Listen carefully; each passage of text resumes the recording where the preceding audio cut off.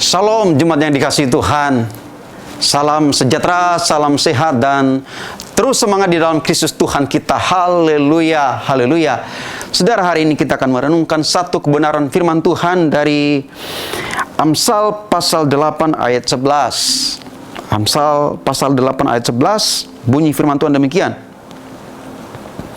Karena hikmat lebih berharga daripada permata, apapun yang diinginkan orang tidak dapat menyamainya. Haleluya. Saudara, judul renungan kita hari ini adalah manfaat daripada hikmat, atau dalam bahasa Inggris dikatakan wisdom.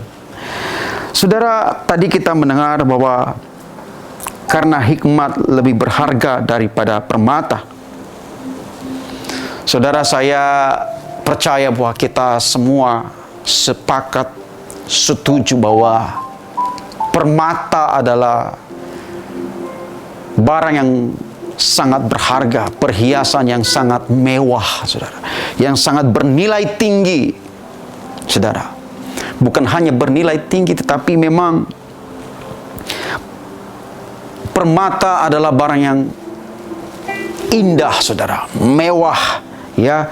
Ketika kita memakai permata, ketika seseorang memakai permata, rasa-rasanya gengsinya sedikit naik, saudara, ya kan? Permata itu menandakan status seseorang, ya kan? Hanya orang-orang yang punya harta, punya kekayaan yang melimpah, yang bisa memiliki atau memakai permata yang indah, yang berkilau itu, saudara. Permata bisa menunjukkan kekayaan, martabat seseorang. Kalau dalam perjanjian lama, saudara, permata itu bagi raja-raja menjadi sebuah cindera mata untuk kemudian ketika mereka berkunjung ke negeri orang atau berkunjung ke raja-raja lainnya, saudara. Itu permata yang mereka bawa. Karena itu sangat berharga. Namun menarik untuk kita perhatikan apa yang dikatakan oleh Amsal Salomo di sini. Sebagai orang yang pernah menerima banyak permata dari raja-raja yang pernah datang kepadanya, saudara. Yang dia juga memiliki banyak permata tentunya di istananya. Dia berkata begini, karena hikmat lebih berharga daripada permata. Saudara, menarik bahwa ternyata hikmat itu lebih berharga daripada permata. Apa itu hikmat, saudara? Hikmat menurut Wikipedia adalah suatu pengertian atau pemahaman yang dalam mengenai orang, barang, kejadian, atau situasi yang menghasilkan kemampuan untuk menerapkan persepsi. Jadi suatu pemahaman, pengertian yang dalam, saudara, tentang orang, tentang barang, kejadian, situasi. Saudara, hikmat tidak bisa didapatkan dengan kita belajar. Hikmat tidak bisa kita dapatkan dengan membeli, saudara. Kita tidak bisa membeli hikmat. Karena sejatinya hikmat itu datangnya daripada Tuhan. Salomo dalam kemegahannya, dalam kepandaian, dalam kecerdasannya, dia meminta hikmat daripada Tuhan ketika dia menjadi seorang raja, saudara. Betapa hikmat ini kita butuhkan dalam kehidupan kita setiap hari, dalam kehidupan kita, menjalani kehidupan kita dalam dunia ini. Kita butuh hikmat, saudara. Tidak hanya sekedar kepintaran, tidak hanya sekedar kepandaian, tidak hanya sekedar harta, tidak hanya sekedar kekayaan yang kita miliki, tetapi lebih daripada semuanya itu, kata Salomo. Lebih daripada permata, yang perlu kita butuhkan sebenarnya adalah hikmat Tuhan. Pertimbangan yang matang, pengertian yang dalam, sehingga ketika kita memutuskan sesuatu, kita memutuskan dengan benar.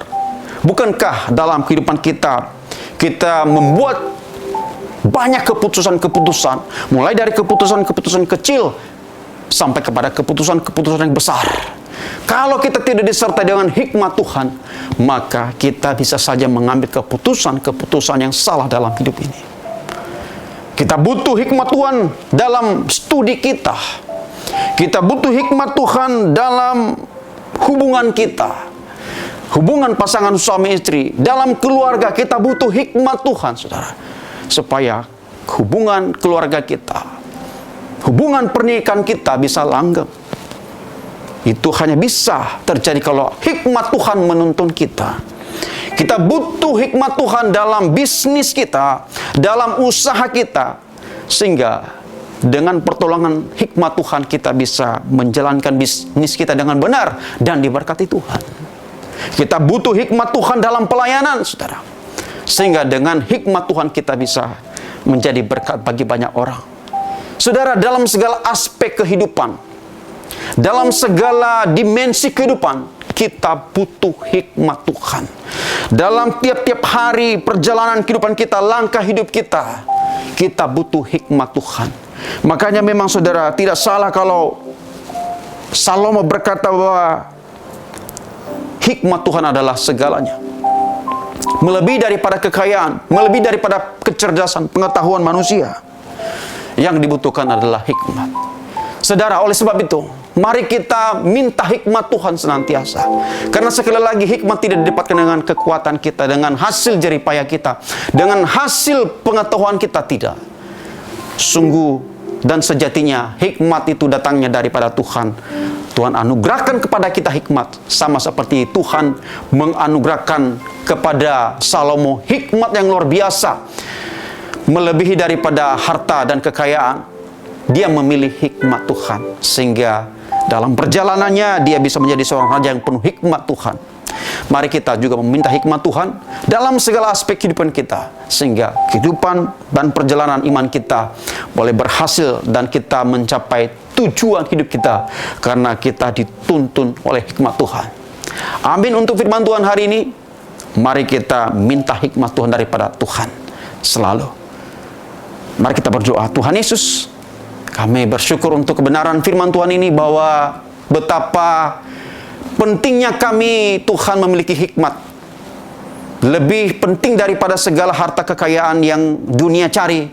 Lebih penting daripada segala pengetahuan yang dunia miliki. Sungguh kami butuh hikmat Tuhan. Sehingga dengan hikmat Tuhan kami dituntun dalam kebenaran, kami dituntun dalam kehendak Tuhan, melakukan yang terbaik dalam kehidupan kami, menyenangkan Tuhan, memuliakan Tuhan, dan sehingga kami boleh, Tuhan, mencapai destiny kami. Mari Tuhan, penuhi kami dengan hikmat Tuhan tiap-tiap harinya. Tolong kami melakukan kebenaran firman Tuhan hari ini. Di dalam nama Yesus kami berdoa. Haleluya, haleluya. Amin.